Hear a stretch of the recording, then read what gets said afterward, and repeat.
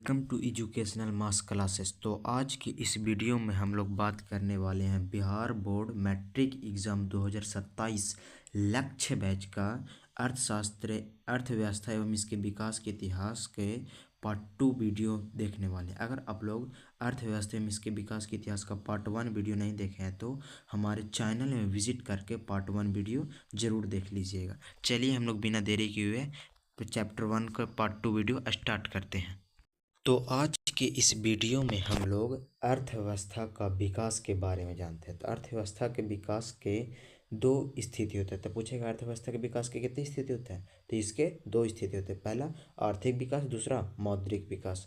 पहला कौन सा हो जाएगा, आर्थिक विकास, और दूसरा मौद्रिक विकास। तो आर्थिक विकास किसे कहते हैं उसके बारे में जानते हैं। आर्थिक विकास किसे कहते हैं, तो इसका उत्तर देखते हैं। तो आर्थिक विकास की परिभाषा को लेकर अर्थशास्त्रियों में काफ़ी मतभेद है, यानी अलग अलग अर्थशास्त्री ने आर्थिक विकास का परिभाषा अलग अलग दी है। फिर भी इसके कुछ महत्वपूर्ण परिभाषा को जान लेना जरूरी है, यानी हम जो अर्थशास्त्री अच्छे परिभाषा दिए हैं उनके बारे में हम लोग जानते हैं। सबसे पहले आर्थिक विकास का परिभाषा प्रोरोस्टोवे के अनुसार, प्रोरोस्टोवे ने के अनुसार आर्थिक विकास की परिभाषा क्या है, तो आर्थिक विकास श्रम शक्ति में वृद्धि की दर तथा जनसंख्या में वृद्धि की दर के बीच का संबंध है। प्रोरोस्टोवे ने क्या बताया कि श्रम शक्ति में वृद्धि की दर तथा जनसंख्या में वृद्धि के दर के बीच का चाहिए संबंध, ये प्रोरोस्टोवे ने बताया। अगला अर्थशास्त्री कौन है, तो प्रोमेयर एवं बाल्डविन के अनुसार आर्थिक विकास की परिभाषा क्या है, तो आर्थिक विकास का एक ऐसा प्रक्रिया जिसके द्वारा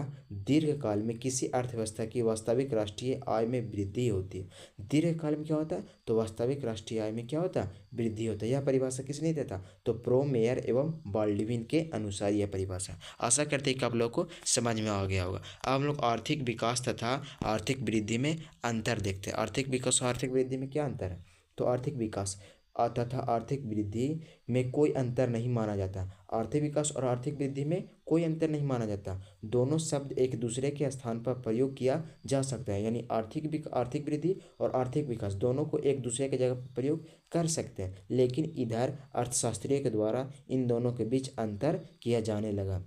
लेकिन आर्थिक विकास और आर्थिक वृद्धि में अर्थशास्त्री के द्वारा कुछ इसमें अंतर किए जाने लगा। जैसे श्रीमती उर्मिला हिक्स ने क्या किया कहे हैं, तो श्रीमती उर्मिला हिक्स कहते हैं कि वृद्धि शब्द का प्रयोग आर्थिक दृष्टि से विकसित देशों के संबंध में किया जाता। वृद्धि शब्द का प्रयोग किसके देश, कौन सा देश के संबंध में किया जाता, तो विकसित देशों के संबंध में किया जाता है। जबकि विकास शब्द का प्रयोग विकासशील अर्थव्यवस्थाओं के संदर्भ में किया जाता। विकास शब्द का प्रयोग किसके लिए किया जाता, तो विकासशील देशों के लिए। जबकि वृद्धि शब्द का प्रयोग किसके लिए किया जाता था, तो विकसित देशों के लिए। यह परिभाषा किसने दिया, तो श्रीमती उर्सैला हिक्स ने दिए थे। अब अगला हम देखते हैं doctor bright Singh. Doctor bright Singh ने क्या परिभाषा बताया, तो डॉक्टर ब्राइट सिंह कहते हैं, ने लिखा है कि ग्रोथ शब्द का प्रयोग विकसित देशों के लिए होता है। ग्रोथ शब्द का प्रयोग कौन सा देश के लिए होता है, विकसित देशों के लिए होता है। किसने लिखा, तो डॉक्टर ब्राइट सिंह ने किया जा सकता है।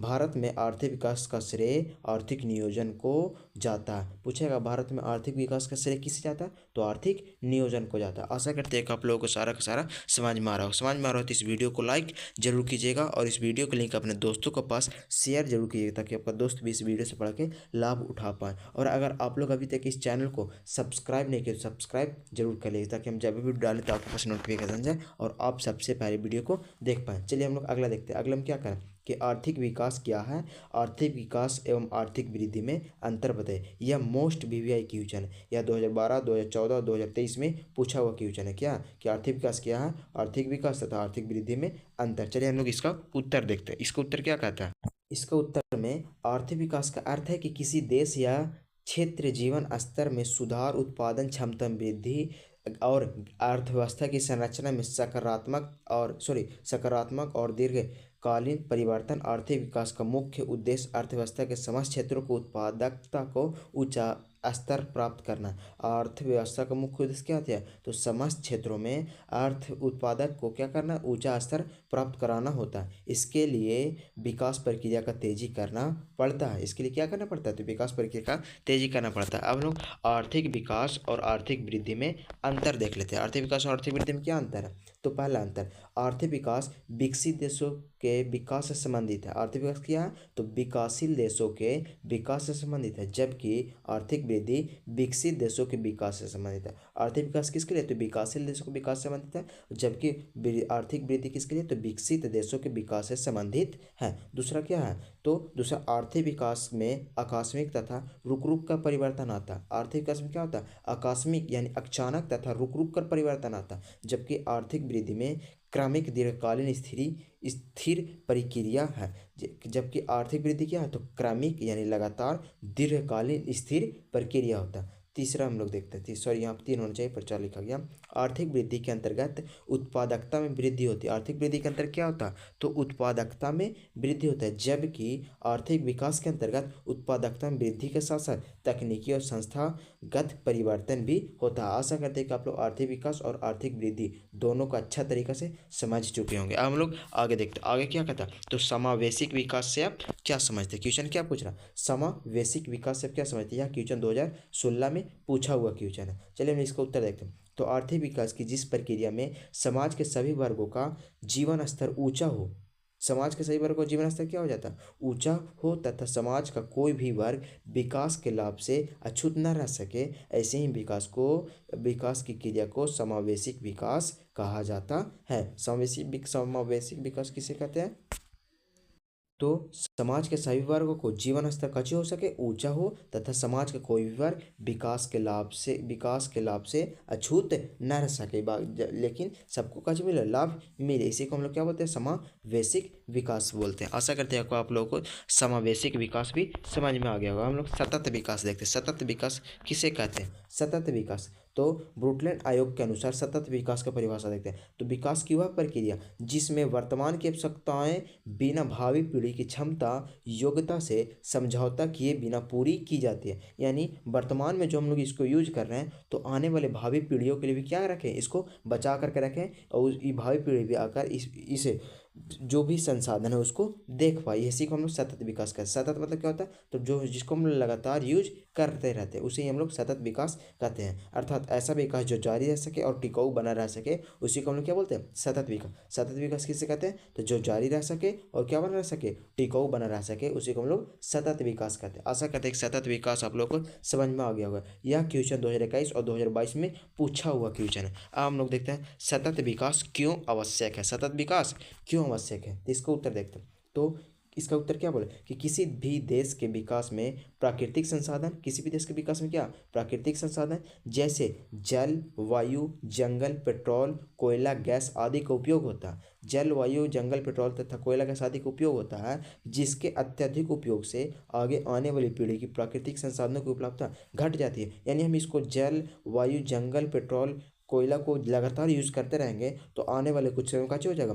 घट जाएगा, यानी खत्म होने के कगार पर आ जाएगा। इसके कारण आने वाली पीढ़ी इससे वंचित हो सकती है, और इनका अत्यधिक उपयोग पर्यावरण प्रदूषण की समस्या को भी बढ़ावा देता है। अगर इसको हम लोग ज़्यादा उपयोग करेंगे तो क्या होगा? पर्यावरण प्रदूषण की समस्या भी हो सकता है। इसके जीवन एवं भविष्य का विकास प्रभाव होता है। अतः सतत विकास अति आवश्यक है। सतत विकास क्या है? अति आवश्यक है। सतत विकास क्यों आवश्यक है? आशा करते हैं कि आप लोग समझ में आ गया होगा। काहे क्यों आवश्यक है? तो जब हम लोग लगातार किसी भी चीज़ को यूज करते हैं, तो वह कुछ टाइम बाद कैसे हो जाएगा? खत्म हो जाएगा। इसीलिए हम लोग सतत विकास के प्रक्रिया को अपनाते हैं। आशा करते हैं कि आप लोग सतत विकास समझ में आ गया होगा। अब हम लोग आर्थिक नियोजन देखते हैं। आर्थिक नियोजन क्या है? आर्थिक नियोजन, तो नियोजन के मुख्य उद्देश्य क्या? पहला पूछ रहा है कि आर्थिक नियोजन क्या और नियोजन के मुख्य उद्देश्य क्या। यह क्वेश्चन MBBI क्वेश्चन, यह 2011, 12, 16, 18, 21, 22 सभी ईयर्स में पूछा हुआ क्वेश्चन। तो हम लोग इसका उत्तर देखते हैं एकदम आसान भाषा में। तो इसका उत्तर क्या? तो देश के प्राथमिकताओं के अनुसार देश के संसाधनों को विभिन्न विकासात्मक क्रियाओं में प्रयोग करना ही आर्थिक नियोजन होता है। आर्थिक नियोजन क्या? तो देश के प्राथमिकताओं के अनुसार देश के संसाधनों को विभिन्न विकासात्मक क्रियाओं में प्रयोग करना ही क्या कहलाता है? आर्थिक नियोजन। इसका मुख्य उद्देश्य क्या? तो संसाधन का सही तरीके से उपयोग करना, दूसरा आय के स्रोत को बढ़ाना, तीसरा सामाजिक कल्याण से संबंधित कार्यों के लिए राशि आवंटित करना। क्या है इसका उद्देश्य? तो संसाधन का सही तरीके से उपयोग करना, आय के स्रोत को बढ़ाना और सामाजिक कल्याण से संबंधित कार्यों को राशि का कैसे करना? आवंटित करना। आशा करते हैं कि आप लोगों को ये भी क्वेश्चन समझ में आ गया होगा। चौथा इसका एक और पॉइंट है, यानी इसको एक और उद्देश्य क्या? तो प्रत्येक क्षेत्र के विकास के लिए योजना का निर्माण करें, यानी सभी क्षेत्र का विकास हो इसके लिए क्या करना? तो योजना का निर्माण करना। अब हम लोग अगला देखते हैं। अगला में क्या है?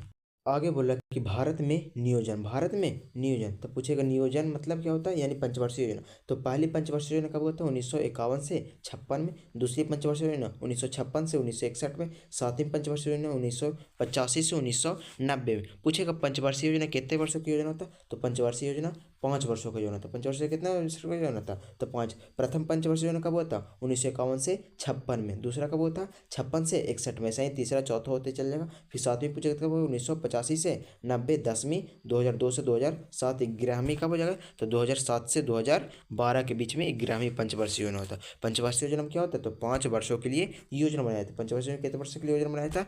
5 वर्षों के लिए योजना बनाया जाता है। आशा करते हैं कि आप लोग पंचवर्षीय योजना भी समझ में आ गया होगा। पंचवर्षीय योजना में पूछेगा कि 12वीं पंचवर्षीय योजना कब हुआ था? तो 2012 से 2017 के बीच में 12वीं पंचवर्षीय योजना हुआ था। अब हम लोग योजना आयोग देखते हैं। योजना आयोग किसे कहते हैं? तो इसका उत्तर देखते हैं। तो भारत में आने वाले 5 वर्षों के लिए आर्थिक विकास की योजना बनाना वाले आयोग को योजना आयोग कहते हैं। यानी भारत में जो 5 वर्षों के लिए योजना बनाता है उसी को हम लोग क्या कहते हैं? योजना आयोग कहते हैं। ये योजना आयोग, इसको इंग्लिश में क्या बोलते हैं? प्लानिंग कमीशन बोलते हैं। भारत में योजना आयोग का गठन 15 मार्च 1950 को किया गया था। भारत में पूछेगा योजना आयोग का गठन कब किया गया था? तो 15 मार्च 1950 को किया गया था।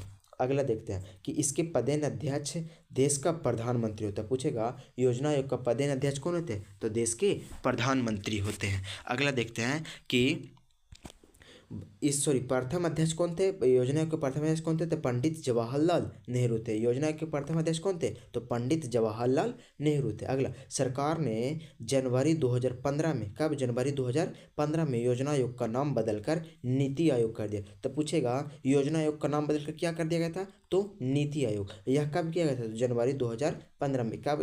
कितना जनवरी को? तो 1 जनवरी 2015 को इसको नाम बदलकर क्या कर दिया गया था? तो नीति आयोग कर दिया था। आशा करते हैं कि आप लोगों को योजना आयोग भी सारा का सारा अच्छे तरीके से समझ में आ गया होगा। तो पूछेगा योजना आयोग में कितने वर्षों का योजना बनता है? 5 वर्षों का। कब गठन होता है? 15 मार्च 1950 का। इसका इसके पदेन अध्यक्ष कौन होते हैं? प्रधानमंत्री होते हैं। प्रथम कौन थे? तो पंडित जवाहरलाल नेहरू। इसका सरकार ने 2015 में योजना आयोग को नाम बदल के क्या कर दिया था? तो नीति आयोग कर दिया था। क्या कर दिया था? नीति आयोग। अब हम लोग आने वाले अगले वीडियो में देखेंगे कि राष्ट्रीय विकास परिषद क्या राष्ट्रीय विकास परिषद के बारे में हम लोग पार्ट 3 में देखेंगे। अगर आप लोग अभी तक पार्ट 1 वीडियो नहीं देखे तो हमारे चैनल में विजिट करके पार्ट 1 वीडियो भी देख लीजिएगा। और अभी तक आप लोग इस चैनल को सब्सक्राइब नहीं किए तो सब्सक्राइब जरूर कर लीजिएगा, ताकि हम जब भी वीडियो डालें तो आपके पास नोटिफिकेशन जाए। और इस वीडियो का लिंक अपने दोस्तों के पास शेयर जरूर कीजिएगा, ताकि आपका दोस्त भी इस वीडियो से पढ़ के लाभ उठा पाए। मिलते हैं अगले वीडियो में, तब तक के लिए जय हिंद, धन्यवाद।